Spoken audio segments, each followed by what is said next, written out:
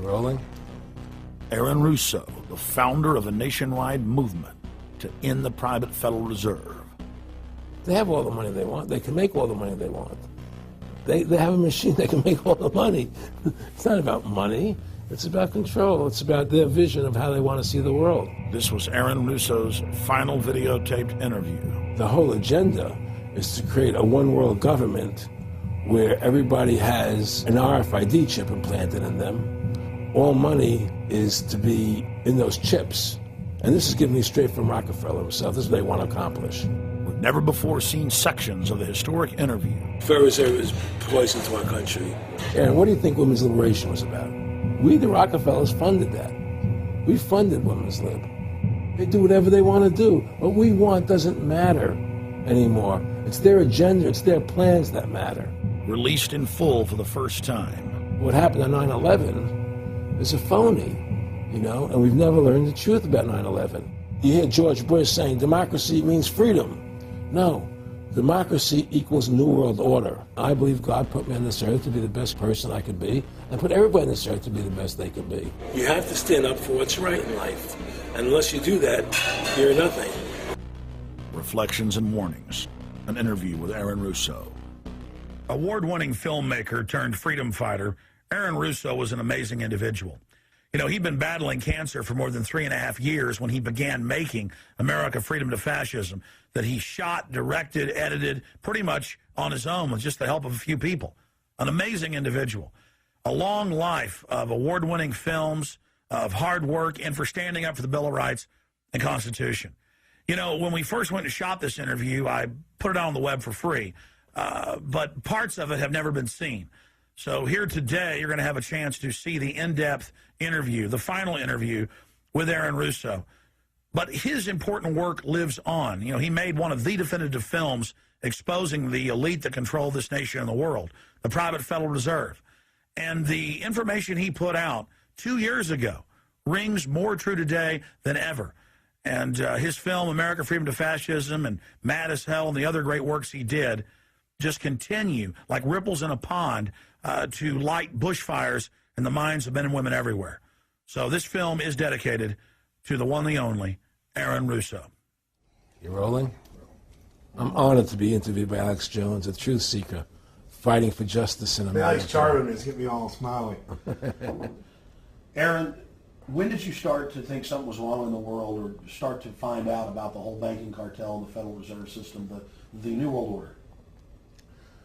Well, that was a progression of events. I've always been a very independent person, always believed in individuality, and that we were put on this earth to be unique individuals to fulfill our God-given potential, and that the only way to fulfill your potential is to be free, to find out who you are, and to make your errors, to make mistakes.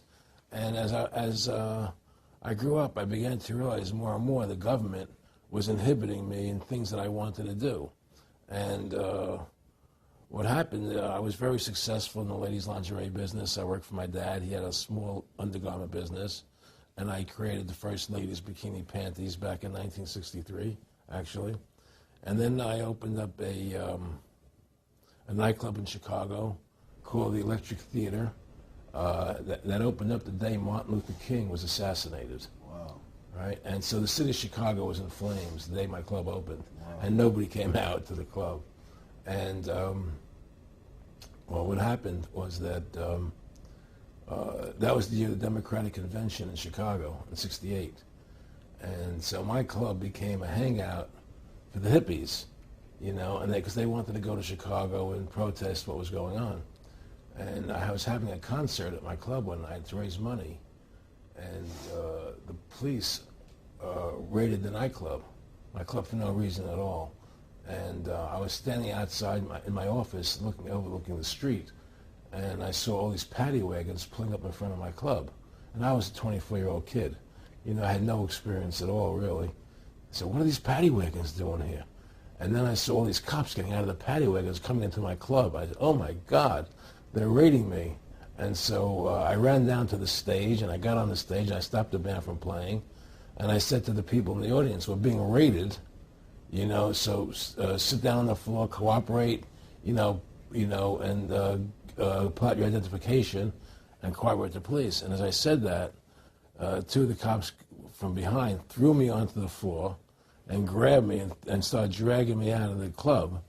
I'm going, you know, victory, victory. You know, I'm playing it for what it was worth at the time. I was a kid, and then I saw the fire department there, and the fire department was dumping garbage cans, the garbage all over the floor. And I thought to myself, well, why are they doing that? You know, very quickly as they were dragging me out, and I didn't quite understand it. So they threw me into the paddy wagon. As I got into the paddy wagon, one of the cops grabbed my testicles from behind and squeezed, and I went into the paddy wagon in gigantic pain. And the next person that came into the paddy wagon, the cop, as he was stepping in, the cops took the billy club, smashed him on the head with it, and just split his skull, you know, for no reason. I mean, there was nothing wrong. So that was kind of your wake-up. That was my awakening. It's like, what is going on? I thought this was America. So I initially blamed it on Chicago and made a daily thing. It was Chicago. And anyway, it was the headlines of the newspapers the next day. You know, there was my picture in the newspapers, the headlines, electric theater short-circuited, it was raided. And in the article, they went ahead and they said that the reason they raided the club was because the fire department came there and saw it was messy, full of garbage, and the hippies started attacking them, which was totally not true. Those dirty hippies? It was totally false. You know, it was a complete fabrication. So they ran a false flag on you. They framed you. Yeah, of course.